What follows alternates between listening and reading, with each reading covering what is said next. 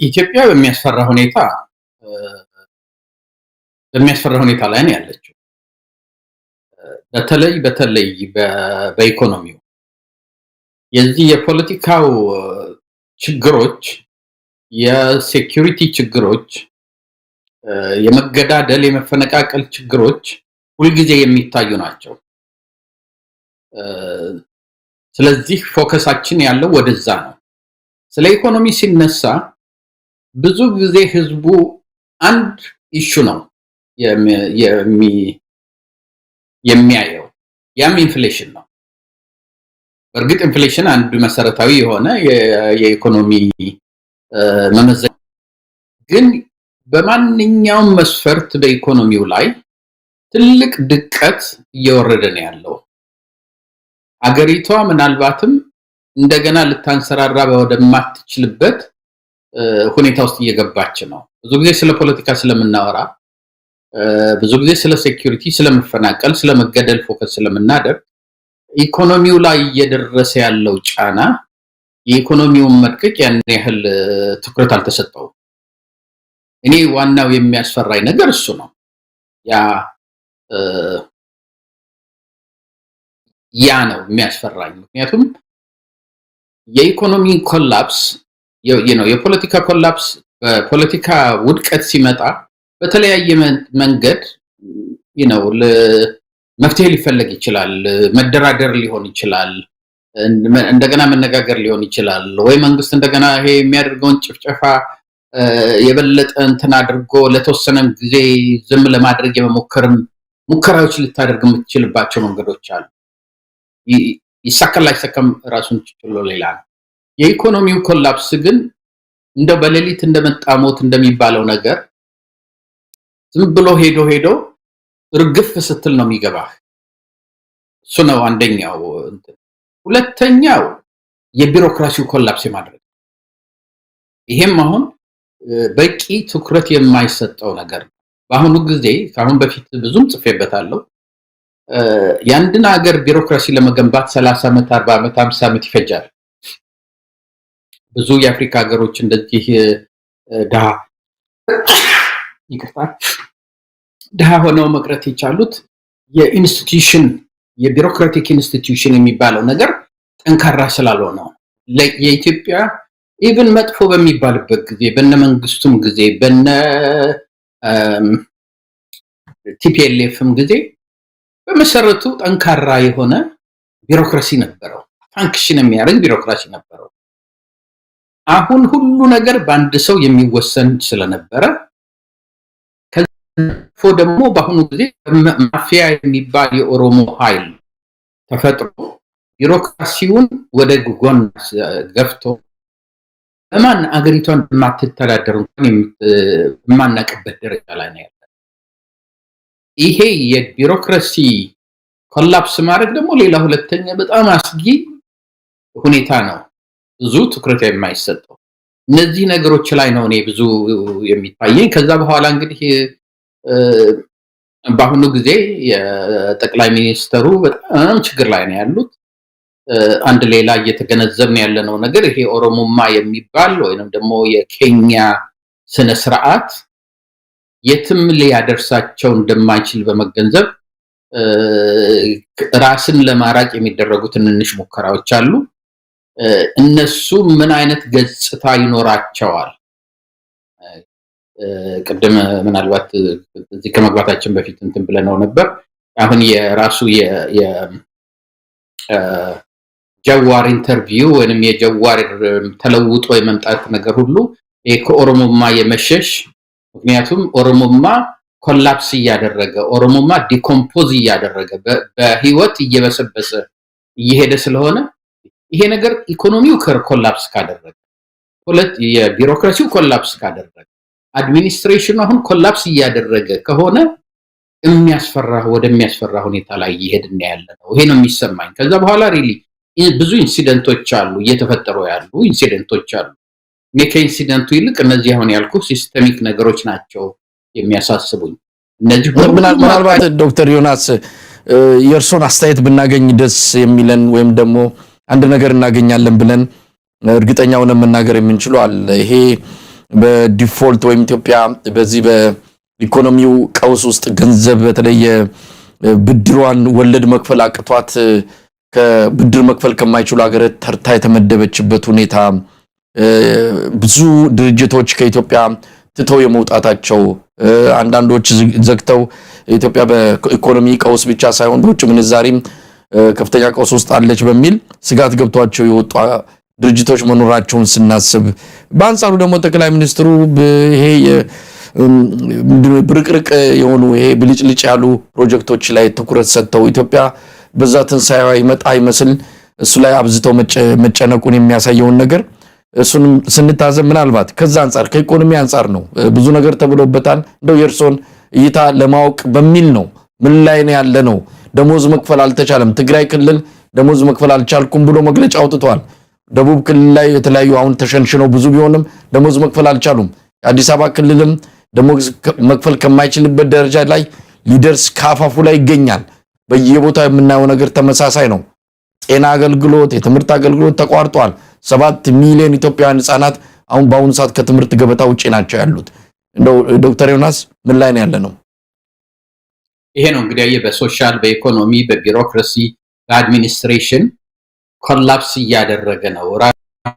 ከስሩ ወደ ውጭ ዲዞልቭ እያደረገ እየሟሟ እየተነነ ነው የምንለው አሁን እንደዚህ የዘረዘርካቸው ነገሮች በምንመለከትበት ጊዜ ነው። አሁን ይሄ ዲፎልት አደረጉ የሚባለውን ደግሞ ትንሽ ጠጋ ብለን መመልከት አለብን። ኢትዮጵያ መክፈል አልቻልኩም ብላ እንትን ያደረገችው 33 ሚሊዮን ዶላር ብር ነው የአሜሪካን ብር። ለአንድ ሀገር 33 ሚሊዮን ዶላር ማለት ምንም ማለት ነው። የኢትዮጵያ እንኳን በጂዲፒያችን ወደ 120 130 ቢሊዮን ነው እና 33 ሚሊዮን እንዴት አንድ ሀገር መክፈል ያቅተዋል ነው። አቶ ማሞ ምህረቴ ትንሽ ማብራሪያ ሲሰጥ አየሁት እና የሰጠው ማብራሪያ ትክክል አይደለም። ትክክል እንዳልሆነም ያውቀዋል። ግን ያው የመንግስት ኃላፊነት ስላለበት ለህዝቡ ወጥቶ ማብራሪያና መግለል ትክክል ያልሆነ ማብራሪያ ለመስጠት ነው የሞከረው። ምንድነው አንድ ሀገር የሚበደረው በአንድ በኩል ከሶስት ሶርሶች ነው። ከሶስት አካል ነው የሚበደረው አንድ ሀገር። አንደኛው ከፕራይቬት ባንኮች ነው፣ የግል ባንኮች እና ትልልቅ ባንኮች ዩሮፕ፣ አሜሪካ ምናምን ካሉ ነው። ሁለተኛው ባይላተራል አበዳሪዎች የሚባሉት ከአሜሪካ፣ ከፈረንሳይ፣ ከጀርመን፣ ከቻይና ከሀገር ሌሎች ሀገር የምትበደረው ነው። ሶስተኛ ከኢንተርናሽናል ኦርጋናይዜሽን ከዓለም አቀፍ ድርጅቶች እንደ ወርልድ ባንክ እና አይኤምኤፍ እና ዩኤንዲፒ ከመሳሰሉት የምታገኘው ገንዘብ ነው። ዩኤንዲፒ ባያበድርም ብሎ ማለት ነው። ከነሱ የምታገኘው ገንዘብ ነው። አሁን ብዙ ጊዜ ምንድነው ያለው ከወርልድ ባንክ እና ከአይኤምኤፍ የተበደርካቸውን ነገር መክፈል በሚያቅትህ ጊዜ እነሱ ሁሉ ጊዜ ሪኮንስትራክሽን ይባላል፣ ሪኮንስትራክት ያደርጉልሃል። ማለት ምንድነው እስቲ አሁን መክፈል የነበረበት በ20 ዓመት ነው፣ በ20 ዓመት ውስጥ ከፍሎ ሊጨርስ ስለማይችል በ30 ዓመት እናርግ። ኢንትረስት ሬቱ 3% ነው፣ እሱን መክፈል ስለማይችል እስቲ 1% 2% እናድርግለት። እንደገና ደግሞ እስቲ ስለሚቋቋም ለ6 ወር ምንም አይከፈለን የሚባል አይነት አስተያየት ያደርጉልሃል። ሁልጊዜም ይደረጋል ይሄ በብዛት። ምክንያቱም እነሱ እንድታድግ ነው የሚፈልጉት፣ ለትርፍ አይደለም የሚያበድሩ ማለት ነው። የነዚህ ባይላተራል የሚባሉትም እና አሜሪካን፣ ፈረንሳይ እና የመሳሰሉት በሚያበድሩም ጊዜ እንዲሁ አስተያየት ያደርጋሉ። አሁን ለምሳሌ ቻይና ለአንድ ዓመት ግድ የለም አትክፈሉ፣ ኢንትረስት ሬቱን ቻርጅ አላረጋችሁም ብላለች። እንደዚህ ይደረጋል እና ምህረት አድርጉልኝ ወይንም ደግሞ በአስተያየት አድርጉልኝ ብለህ ብዙ ጊዜ ስትደራደር በአንድ በኩል እነዚህ ባይላተራል የሚባሉት ሀገሮችና የኢንተርናሽናል ድርጅቶች አብረው ነው የሚስማሙት። ፓሪስ ክለብ የሚባል ነገር አለ። በዛ በኩል አድርገው በግሩፕ ነው እንትን የሚያደርጉልህ።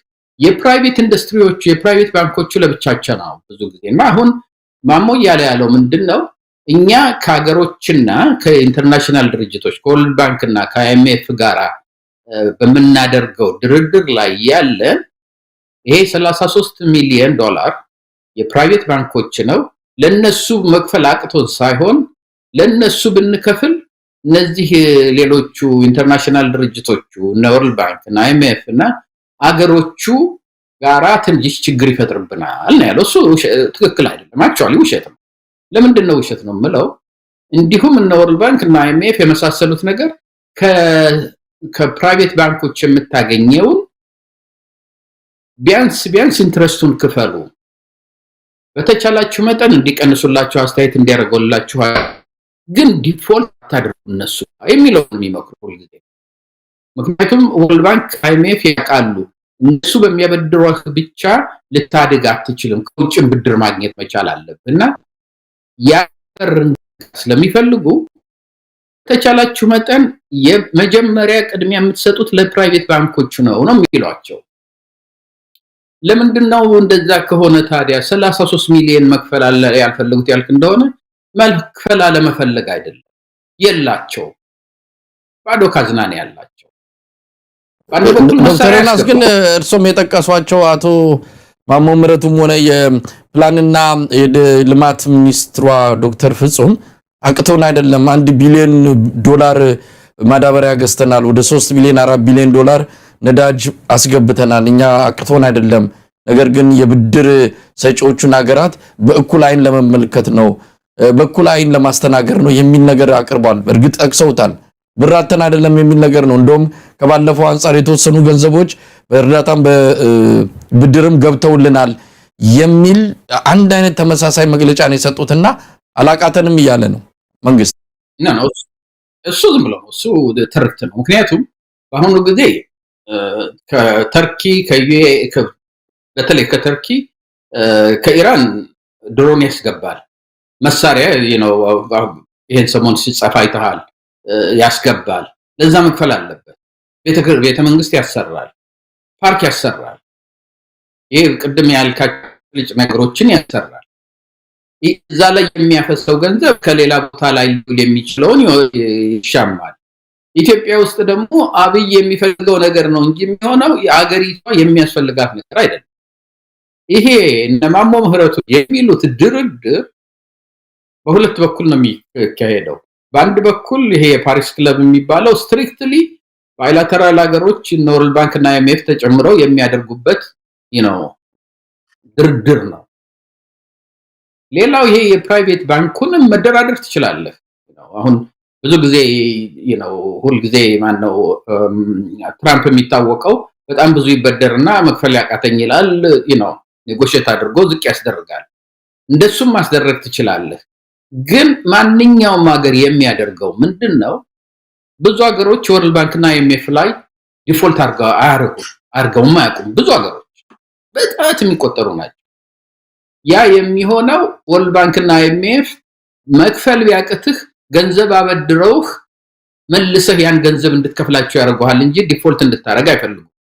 ዲፎልት አንድ ሀገር ሊያደርግ የሚችለው ፕራይቬት ባንክ ከሚወስደው ገንዘብ ላይ ነው። ስለዚህ ያንን በምንም አይነት ዲፎልት ማድረግ አልነበረባቸው። ያ ትልቅ ሪፐርከሽን አለው ለሀገሪቱ። ነገ ሄደው አሁን ቤት ስትገዛ እዚህ ሀገር ምንድነው ወይንም ሎን በምትወስድበት ጊዜ ዲፎልት ያደረክበት ሬከርድ ካለ ማንም አይወድም።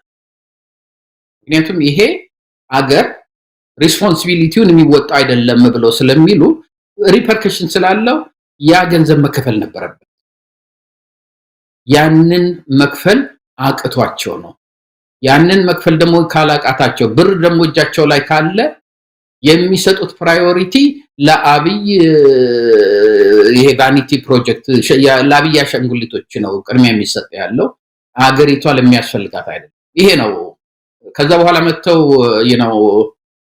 የሚዘፍኑት የሚደንሱት ነገር እኛ መቼ ኢኮኖሚያችን እንትናልና ነው እያበብን ነው እያደግን ነው የሚሉት እስክስታ ምናምን እሱ ያው የታወቀ የመንግስት ፕሮፓጋንዳ ነው። ለአብይ በምትሰራበት ጊዜ አብይ ትሬድማርኩ ምንድነው? ውሸት ነው። ለአብይ በምትሰራበት ጊዜ ደግሞ ያንን የሱን ውሸት ማስተጋባት የግድ ይላል።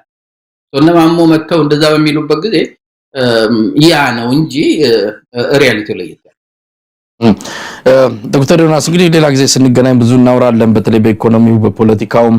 ምክንያቱም ሙስናው ጣራ ደርሷል። በዚህ ኢትዮጵያውያን በአራት ክልሎች ከፍተኛ የሆነ ረሃብ በተከሰተበት በአብዛኛው የሀገሪቱ ክፍሎች ድህነቱ፣ አጠቃላይ ማህበራዊ ቀውሶች በተጠናከሩና ከፍተኛ ደረጃ ላይ በደረሱበት በዚህ ሰዓት ላይ ለአንዲት ሚኒስትር ቤት ማደሻ 30 ሚሊዮን ብር የወጣበት ነው ከመንግስት ካዝና። እንደዚህ አይነት ነገር ምን ሰማባት ሀገር ነች። ሌላው የሚበላው አጥቶ በቀን አንድ አይደለም ቁራሽ እንጀራ መብላት አቅቶት በረሃብ አለንጋ የተገረፈ የትግራይ ክልል አስተዳደርም ሰሞኑን ከፌደራል መንግስቱ ጋር ፍጥጫ ውስጥ የገባው ከፍተኛ ቀውስ ገብቷል። የ77 አይነት ድርቅ ትግራይ ውስጥ ገብቷል እያለ በሚወዛገብበት ሰዓት ነው እንግዲህ ሚኒስትሮች ለአንድ እድሳት ለአንድ ሹፌራቸው እስከ 100,000 ብር ለልብስ ማለት ነው የሚያወጡበት፣ ለአንድ ካልሲ 450 ብር የሚያወጡበት እንዲያን ነገር እየሰማን ነው። እሱን እንተው፣ ሌላ ጊዜ እንመለስበታለን። ጊዜ ለመቆጠብ ያህል በቀጥታ ዛሬ ወደ መጣንበት ርዕሰ ጉዳይ እንምጣ። ሶማሌላንድ ግዛት ናት፣ እውቅና አላገኘችም። በአፍሪካ ህብረትም በተባበሩት መንግስታትም በዓለም ላይ የትኛውም የምድር ጥግ ያለ ሀገር ለዚች ሀገር እውቅና አልሰጠም። የአብይ አህመድ አስተዳደር እውቅና እንደሚሰጣት ዛሬ በስምምነት ተፈራርመዋል። የወደብ ኪራይ ለማግኘት ብዙ ነገር ዛሬ ሲባል ነው ያለው። እስቲ ከጧት ጀምሮ እንዴት ሲከታተሉት ነበረ ጉዳዩን? ምን አይነት ነገር ነበረ? ዜናዎች እየተቀያየሩ በመንግስት በሚቆጣጠራቸው ቴሌቪዥኖች አንድ ዜና አራት አይነት አቀራረብ ሁሉ አይተነዋል። ጠቅላይ ሚኒስትሩም ፈጣሪ ይመስገን ከዚህ በላይ ምን ማለት እችላለሁ ሲል ነው ሁኔታውን ለኢትዮጵያ ህዝብ የገለጸው። ምን ተፈጠረ ብሎ ሰዎች ጓግተዋል ለመስማት። የሰሙት ነገር ግን አዲስ ነገር አይደለም። አሁን ማምሻውን እንደሰማነው ከሆነ ወደ 4 ከተሞች በደቡብ ኢትዮጵያ አካባቢ አደባባይ ወጥተው ወደብ አገኘን ብለው በእልልታ ሲጨፍሩ አምሽተዋል። ይሄ ደግሞ የባድመውን ጉዳይ ሁሉ ያስታውሰናል። ባድመ ለኢትዮጵያ ተሰጠች ብሎ ስዩም መስፍን በገለጸ ጊዜ መላው ኢትዮጵያ አደባባይ ወጥቶ በሰልፍና በጭፈራ ደስታውን የገለጸበትን ጊዜ እናስታውሰዋለን። የትርጉም ስህተት ነው እንግሊዘኛ ለማወቅ ነው ብለን በወቅቱ ጠይቀን ነበር። አሁንስ ወደብ ሳይኖረን በኪራይ ለተገኘ ወይም ለዛውም በመግባቢያ ሰነድ ነው ገና የመግባቢያ ሰነድ ላይ ባለ ነገር ህዝብ ወጥቶ አደባባይ እልልታና ጭፈራ እንዲያሰማ ተደርጓል። እስቲ ዶክተር ዮናስ ክስተቱን ዛሬ እንዴት ሲከታተሉ ነበር? እንግዲህ ያው አንተ ያያቸውን ወይ ብዙ ታዳሚዎች ያዩአቸውን ኒውስፔፐሮች የሚዲያ አውትሌት ወይም ደግሞ ሚዲያዎችን ነው ስከታተል የነበረው ሳነብ የነበረው። በጣም የሚያሳዝን ነው። እኔ አንድ የተሰማኝ ነገር ምን ያህል አፍሪካኖች ስቁብን ያሉት። አንድም አጭር የጻፍኳት ነገር የአፍሪካኖች መሳለቂያ ሆነን የሚል ነገር። ምክንያቱም ይሄ የታወጀው ነገር on its face value እውነት ነው ብለን እንወሰደው። ከዛ በኋላ ብዙ ሌሎች ነገሮችም ሊኖሩ ይችላሉ። ግን እነሱ ሁሉን ተውና በእርግጥም ተፈራርመዋል። በእርግጥም የተባለው ነገር ትክክል እየሆነ ነው። በእርግጥም የኢትዮጵያ መንግስት በሶማሌላንድ በምትባለው ግዛት ያሉት ሰዎች ተስማምተዋል። ፍላጎታቸውም ያ ነው ብለን እንውሰደው። እንዳልኩት ሌላ ብዙ ነገሮች አሉ እንደዛ እንዳንወስደው የሚያደርጉን ኮምፕሌክስ የሆኑ ነገሮች አሉ። እሱን እንተውና የመጀመሪያው ነገር የታየኝ ምንድነው? ይሄ ስምምነት የአፍሪካን ዩኒየን ቻርተር ቫዮሌት ያደርጋል፣ ይጋጫል ወይም ደግሞ ይጥሳል። የአፍሪካ ዩኒየን ቻርተር የሚል ቻርተር አለ። ሜምበር ካንትሪ የሆነች እንደ ሶማሌ የአፍሪካን ዩኒየን ሜምበር ነች። ኢትዮጵያ የአፍሪካን ዩኒየን ሜምበር ነች። የአፍሪካን ዩኒየን ሜምበር የሆነ አገር አንድ ሴሴሽኒስት ግሩፕ ተነስቶ ተገንጣይ ግሩፕ ተነስቶ ተገንጥያለሁኝ ብሎ የራሱን ግዛት ቢያውጅ ከህግ ውጭ ነው ይላል። ወይንም ወታደሮች ኩዴታ አድርገው ያለውን መንግስት ሉዓላዊ መንግስት አገር ላይ ያለውን መንግስት ኃይል ካስወረዱ እሱም የአፍሪካን ዩኒየንን ቻርተር እንደው ያፈርሳል። ስለዚህ አንድ ሀገር ላይ አንድ መንግስት በኩዴታ መጥቶ ስልጣን የያዘን መንግስት የአፍሪካ ሜምበር ሀገሮች ሪኮግናይዝ ሊያደርጉ አይችሉም። in the same way አንድ ተገንጣይ አካል ከአንድ ሀገር ላይ የተወሰነ ክፍል ገንጥሎ ከዛሬ ጀምሮ መንግስት ነኝ ቢል የአፍሪካን ዩኒየን ያንን አይቀበልም የሚል ቻርተር አለው። ለዛም ነው የማንም ሀገር ከአፍሪካ የሶማሌላንድን እንደ ሉዓላዊ አገር አድርጎ ያልተቀበላት። በኢንፋክት አፍሪካ ብቻ አይደለም በዓለም ውስጥ ማንም ሀገር አልተቀበላትም። ያ ሊሆን ያልቻለበት ምክንያት ደግሞ ዛሬ ሶማሌላንድን እንደዛ ብለን እሺ ብለን ተገንጥለው ህልውና ከሰጠናቸው ነገ አፍሪካ ውስጥ ነፃ አውጪ የሚባል ነገር ይፈላል፣ በር መክፈት ማለት ነው ከሚል ነው። ስለዚህ ኢትዮጵያ ይሄንን በምታደርግበት ጊዜ የአፍሪካ ዩኒየን መስራች ሀገር ቁጥር 1 መስራች ሀገር የአፍሪካ ዩኒየን መዲና ሀገር የአፍሪካን ዩኒየን ቻርተር ስትቃወም ስትጥስ ምን አይነት መሪ ነው? ምን አይነት አስተሳሰብ ነው? መታሰቡ መደረጉ አይደለም። ምንድነው ይሄ ለሶማሌ የሚሰጠው? ሶማሌ ነገ ዛሬ ጠዋት የጻፍኩት እንደዛ ነው። ሶማሌ ነገ ተነጎዲያ ወይንም የሚቀጥለው ሳምንት ለአፍሪካን ዩኒየን እንትን ያስገባል፣ ተቃውሞ ያስገባል። ያ ተቃውሞ አንደኛ ኢትዮጵያን እንዲያወግዝ የአፍሪካን ዩኒየን እንዲሁም ምናልባትም የአፍሪካን ዩኒየንን ቻርተር ህግ የጣሰ ሀገር ለአፍሪካ ዩኒየን መዲና ከተማ ሊሆን ስለማይችል ከአዲስ አበባ ይውጣ ብሎ ሊያስገባ ይችላል። ይሄ ደግሞ ሌጂቲሜት የሆነ ጥያቄ ነው። ኢማጂን ትግራይ ዛሬ ተነስቶ ከዛሬ ጀምሬ የራሴን ግዛት ነፃነቴን አውጃለሁ ሉዓላዊ ትግራይ ነኝ ትግራይ ሪፐብሊክ ብሎ ቢልና ነገ ኬንያ ተነስታ ሪኮግናይዝ አድርጌያለሁ በዛ እንደ ሉዓላዊ ሀገር ከዛም አልፎ የንግድና የሚሊተሪ ወይንም ደግሞ የናቫል ፓክት ካንተ ጋር አደርጋለሁ ብትል ኬንያ ኢትዮጵያኖች ምንድነው የሚሰማቸው? የኢትዮጵያ መንግስት ምንድነው የሚሰማው? የአፍሪካ መንግስታት ምንድነው የሚያደርጉት የሚለው ትልቅ ኢሹ ነው። ስለዚህ ምን እያሰበ እንደሰራው የአገር የመምራት ብቃት ብቻ ሳይሆን ከዓለም ህዝብ ድርጅቶች ጋራ አብሮ ሊሰራ የሚችልበት መንገድ ሁሉ በር እየዘጋ ያለ መንግስት ሆነ ለኢትዮጵያ ኢትዮጵያም ከመሳቂያ ከማድረግ አልፎ እንደ እያዋረደ እንደሆነ ነው የሚያሳየው። አንደኛው ይሄ ነው። ሁለተኛው እሺ የአፍሪካን ዩኒየንንም ወደ ኋላ እናድርገው ወደ ጎን እናድርገውና በእርግጥ ይሄ ነገር ቢሳካ ለሶማሌላንድ ይሄ ዲል በጣም ቆንጆ ድል ነው። አንደኛ የመጀመሪያ ሀገር የአፍሪካን ዩኒየን መስራች ሀገር ትልቅ የምትባለው በኢስት አፍሪካ ሀገር ሪኮግናይዝ አደረገችን የሚባለው የዲፕሎማቲክ ከረንሲ አለው አንደኛ። ሁለተኛ ነገር በዲል ደረጃም የተመለከተው እንደሆነ ኢትዮጵያ ይሄንን ፖርት ሲወስድ ዋናው የኢትዮጵያን ፖርት አድርጎ መጠቀም ካለበት ማስፋፋት አለበት። ያንን ፖርት ብዙ ቢሊዮን የሚቆጠር ገንዘብ ከፍቶ እንደገና ደግሞ ከኢትዮጵያ ከተወሰነ ቦታ እዛ ፖርቱ ድረስ የሚያደርስ ከዛ መመላለሻ መንገድ በጣም መስፋት አለበት። ብዙ ትራክ የሚተላለፍ ከሆነ ዩረብል መሆን አለበት፣ መስፋት አለበት። ያ ሁሉ እንግዲህ በጣም ትልቅ ገንዘብ ያስፈልገዋል። ያን ሁሉ ካደረክ በኋላ ግን ያ ቀጠና ስቴብል ስላልሆነ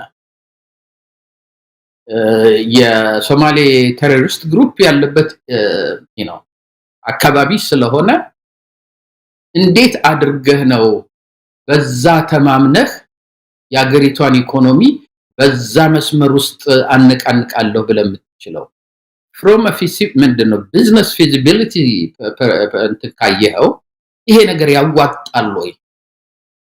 ሌላውን ይሄ ጂኦፖለቲክሱን የአፍሪካን ዩኒየንን ሁሉ ተተክ ብትለው የተደረገው ዲል ለኢትዮጵያ መጥፎ ነው፣ ለሶማሌ ወይንም ደግሞ ይሄ ሶማሌላንድ ለምትለው ጥሩ ነው። ሶስተኛው በጣም የሚገርመው ነገር ምንድነው? ይሄን ነገር እኮ ጠቅላይ ሚኒስትሩ የሚፈልገው ፕራይመሪሊ ለፖርት አይደለም፣ ለናቫል ፎርስ ነው። ኔቪ ኢትዮጵያ አላት የሚለው ለማድረግ ነው። ኔቪ በሚኖር ጊዜ ምንድነው የምታደርገው? ብዙ ትልልቅ መርከቦች መግዛት አለበት፣ ብዙ ትንንሽ መርከቦች መግዛት አለበት፣ የናቫል ፎርስ መቅጠር አለበት፣ ማሰልጠን አለበት። እነዚህ ነገሮች በጣም ብዙ ገንዘብ የሚያስፈልጋቸው ናቸው።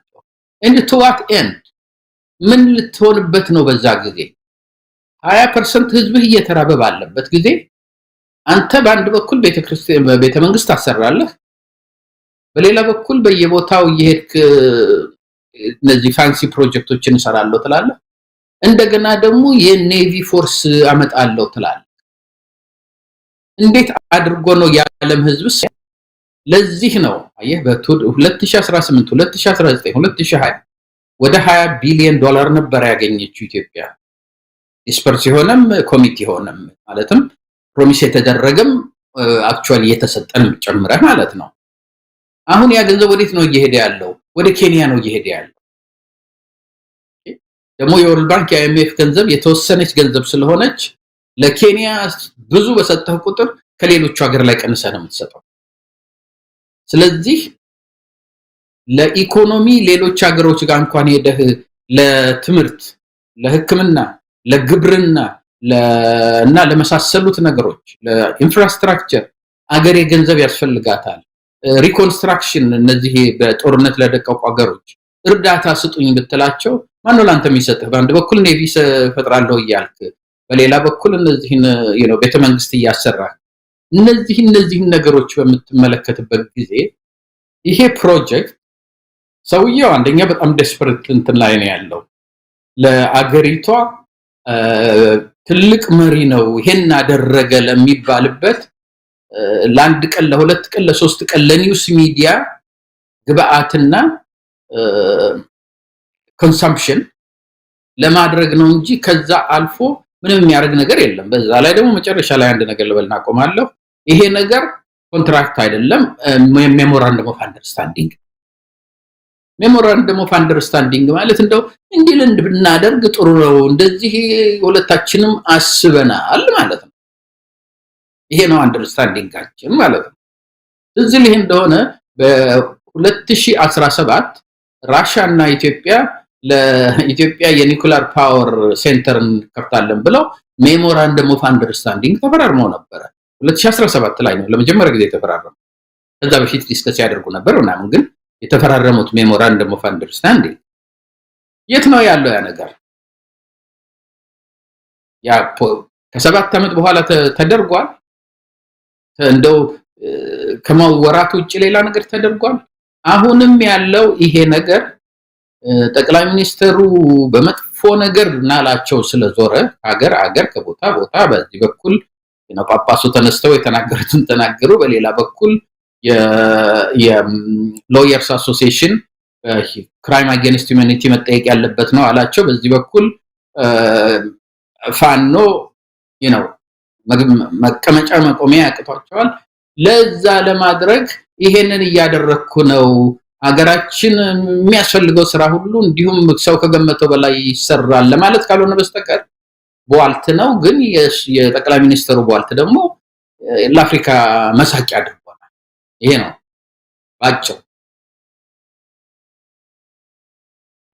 ዶክተር ዮናስ አሁን ነገሮች እየከረሩ የመጡ ይመስለኛል። ምናልባት አብይ አህመድ እንዲህ አሻግሮ የመመልከት ያው ሁሉ ጊዜ እይታው እንደ ምንድነው እንደ አጭር ነው የሚባል ነው። በቀናት፣ በሳምንታት፣ በወራት፣ በአመታት ኢትዮጵያን ምን አይነት ዋጋ ያስከፍላል፣ አዎንታዊና አሉታዊ ተጽዕኖ ምንድነው የሚለውን ለመመርመር እንኳን የሚያስችል ይሄ የማሰብ አቅሙም የለውም፣ ፍላጎቱም የለውም።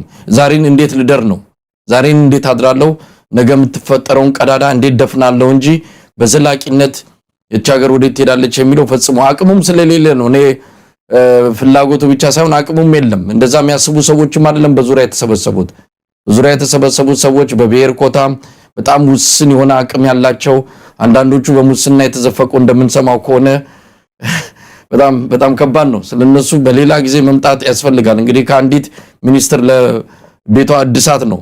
ለቤት ግንባታ ቢሆን ደግሞ የሚወጣው ማሰብ ከባድ ነው። ለቤት እድሳት 30 ሚሊዮን ብር ይወጣላት። እንዲህ አይነት ሰዎች ናቸው እሱ ዙሪያውን የተሰበሰበው።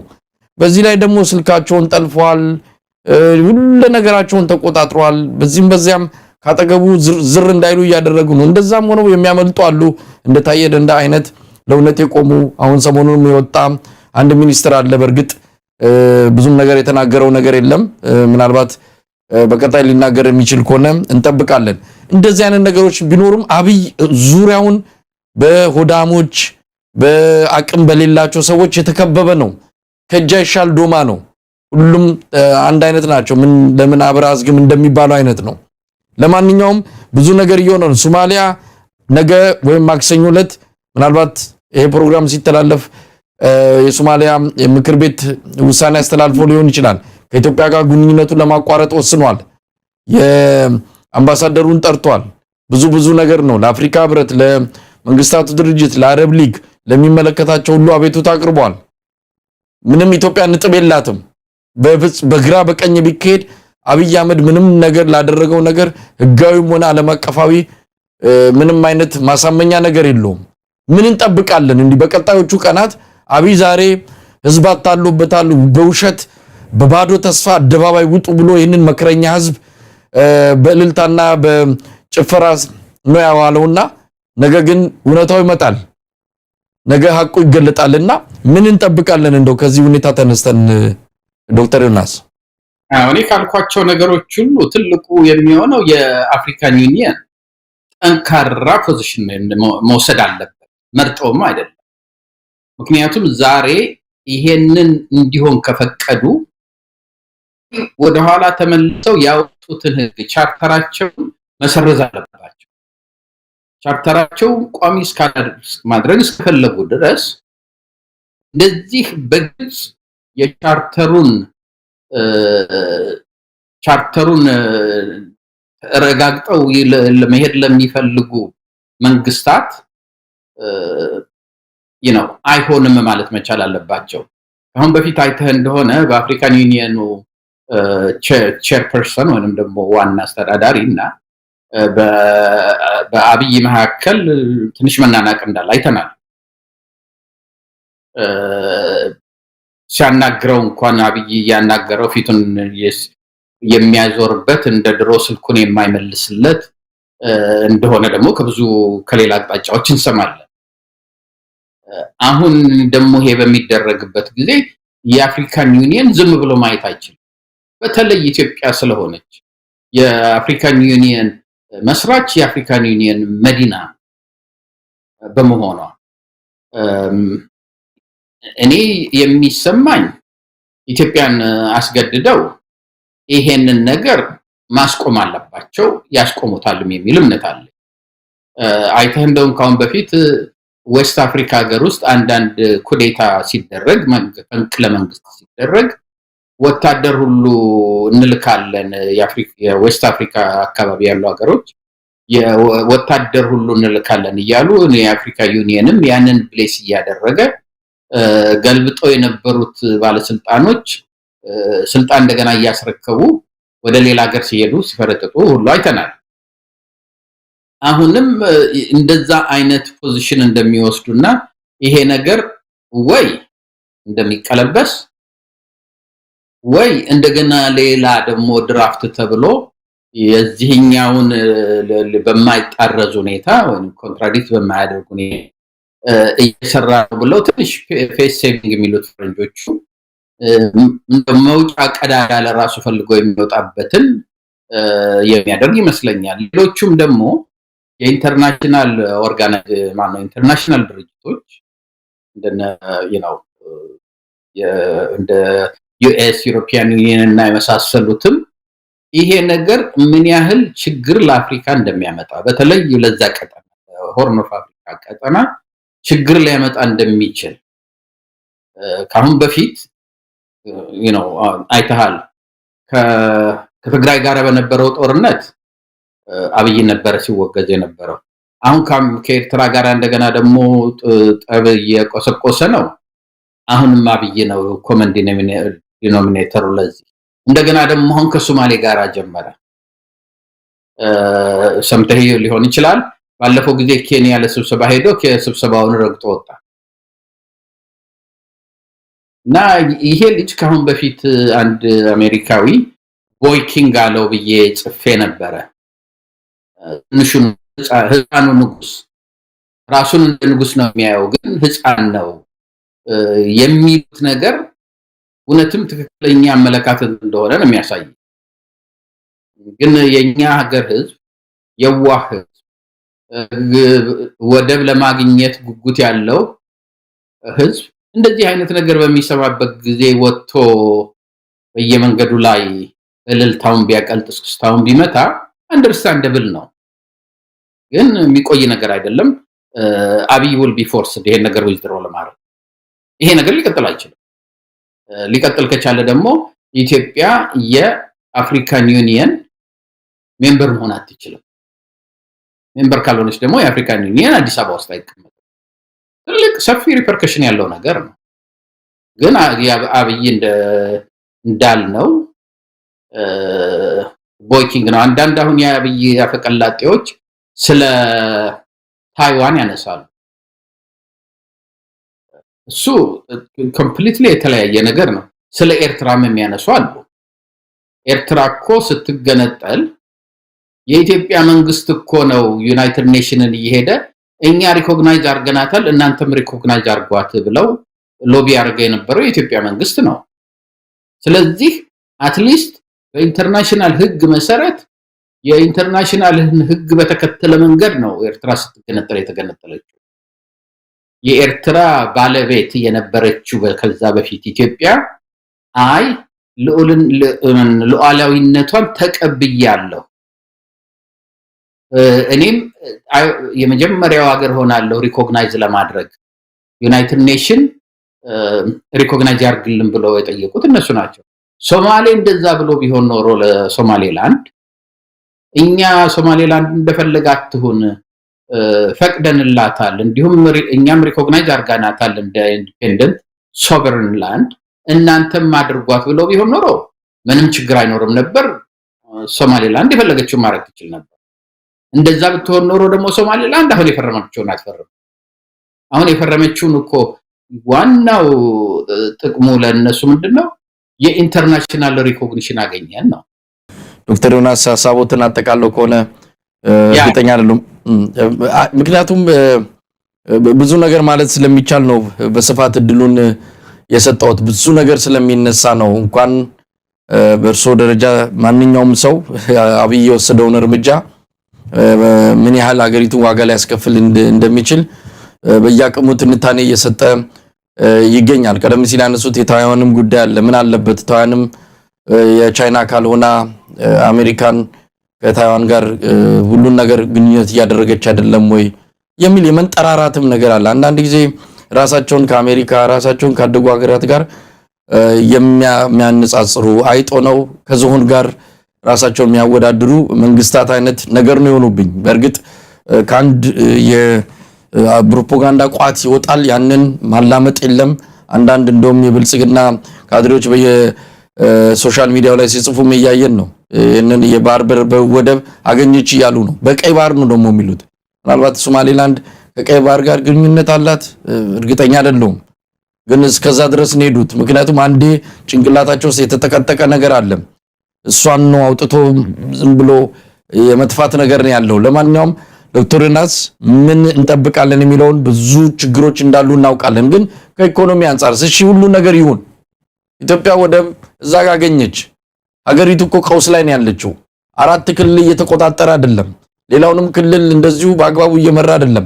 የአዲስ አበባ መንግስት እኮ ነው አብይ አህመድ። አዲስ አበባም ይኸው 5000 ሰው ያስራል። አላመናትም አዲስ አበባም በዚህም በዚያም እያፈናት ነው። ተንሳፎ ያለ አገዛዝ ባህር ወደብ አገኘ እንዳለ ተሰጠው። ጅቡቲም ሰጠችው፣ በርበራንም አገኘ፣ ሞምባሳንም ወሰደ። ምን አውጥቶ ምን ሊያስገባ ነው? ሀገር ውስጥ ሁሉ ነገር ሽባ ሆኗል። እንደው ከዚህ አንፃር ማየት ይቻላል ወይ? ኦፍ ኮርስ ምክንያቱም ፖርት እኮ የሚያስፈልግህ ኤክስፖርት የምታደርገው ሲኖርና ኢምፖርት የምታደርገው ነገር ሲኖር ነው። ቅድም እንዳልነው እሱ አንደኛው የናቫል ፎርስ ማቋቋም ነው፣ ኔቪ ማቋቋም ነው የሚፈልገው። ለምን ኢትዮጵያ የባህር በር ሳይኖራት ኔቪ እንደሚያስፈልጋት እሱ ብቻ ነው የሚያውቀው። ቢያስፈልጋትም ደግሞ ፕራዮሪቲ ነው ወይ የሚለውን ከዛ በፊት ስንት የሚቀድም ነገር አለ። ኢኮኖሚው አትሊስት ራሱን ሊያንሰራራ የሚችልበት ሪኮንስትራክት ማድረግ መልሶ መገንባት እዛ ላይ ቅድሚያ መሆን የለበትም ወይ በአሁኑ ጊዜ የሚል እንትን አለ። እሱን ስታነሳለት ምንድነው የሚለው አንዳንድ ጊዜ ምንድነው የምትሉት አሜሪካ ውስጥ እኮ 10-15% ደሃ አለ፣ ያ ማለት እኮ ወደ ማርስ መሄዳቸውን አላስቆማቸውም፣ በቢሊየን የሚቆጠሩ መሄዳቸውን አላስቆማቸውም ይላል። እሱ አንደርስታንድ የማያደርገው ምንድነው አሜሪካ ውስጥ ደሃ የሚባለው ሰው በእርግጥ ይሄ ሆምለስ ምናምን የሚባለው አለ፣ ግን ደሃ ተብሎ ክላሲፋይ የሚደረገው አሜሪካ ውስጥ 6 ቤተሰብ ባልና ሚስትና 4 ልጆች ካሉ $100,000 በአመት የምታገኝ ከሆነ እንደ ደሃ ስለምትቆጠር የተወሰነ የመንግስት እርዳታ ታገኛለህ። ግን ክላሲፋይ ስትደረግ እንደዛ ልትደረግ ትችላለህ። በብዙ ስቴት ውስጥ አሜሪካ ውስጥ ደሃ የሚባል እኮ 2 መኪና ያለው ኖሮህም 6ቱም የቤተሰቦችህ አይፎን ኖሯቸውም ባለ $1,000 እያለህም ያም ደሃ ይባላል እና አንጻራዊ ነው ድህነት። ግን የሱ የኢኮኖሚው ምን ያህል እየወደቀ መሄዱን አለመረዳት። አሁን እሱ የሚሰራቸውን ነገሮች የተመለከትክ እንደሆነ እዚህ ጋር ፓርክ ይሰራል፣ እዛ ሌላ ቦታ ሄዶ ሚውዚየም ይሰራል፣ የሳይንስ ሚውዚየም ይሰራል። በሰፋ አድርገህ ስትመለከተው እነዛ ነገሮች በጂዲፒ ደረጃ ለአገሪቷ ኮንትሪቢዩት የሚያደርጉት ነገር ኢምንት ነው።